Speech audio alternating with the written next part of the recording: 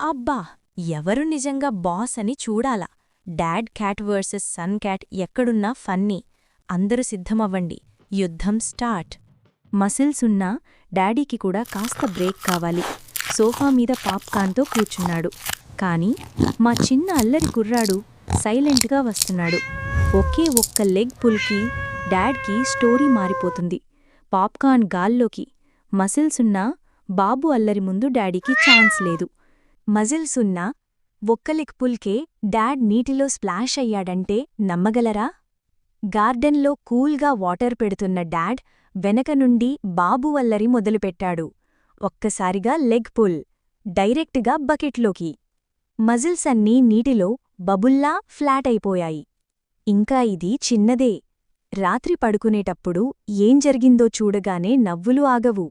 Bedsheet కూడా డాడ్కి హర్రర్గా ఒక్క bedsheet డాడ్ని భయపెట్టగలదా? రాత్రి లోతుగా డాడ్ మెల్లగా నిద్రలో బాబు స్నీక్ చేస్తూ బెడ్షీట్ వేసుకుని గోస్ట్ అయ్యాడు. ఒక్కసారిగా ఊ డాడ్ షాక్లో మేల్కొని బెడ్పై జంప్. మసిల్స్ యూజ్లెస్, భయం మాత్రం రియల్. బాబు బెడ్షీట్ తీయగానే డాడ్ డాంగ్లింగ్లో ఫ్రోజన్. కాని జాగ్రత్త, రివెంజ్ ప్లాన్ సిద్ధం. వచ్చే ఎపిసోడ్లో ప్రాంక్ యుద్ధం మరింత క్రేజీ అవుతుంది. మరి ఎప్పుడూ లెగ్పుల్ అవుతున్న డాడ్ ఈసారి సీక్రెట్గా కౌంటర్ ప్లాన్ రెడీ చేసుకున్నాడు. బాబు మళ్ళీ అదే ట్రిక్ కోసం దగ్గర పడతాడు.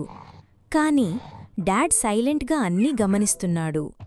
ఒక్కసారిగా డాడ్ ఫ్లాష్లా తిరిగి గుచ్చా అంటూ బాబూని టేల్ పట్టేశాడు. ఒకే జర్క్తో బాబూని నేరుగా పిల్లల్లోకి పంపేశాడు. పఫ్ అంటూ ఫెదర్స్ ఎగిరిపడ్డాయి. ఫెదర్స్ వర్షం కురుస్తుండగా ఇద్దరూ నవ్వులాపుకోలేక ఫన్నీగా ఎపిసోడ్ ముగించారు.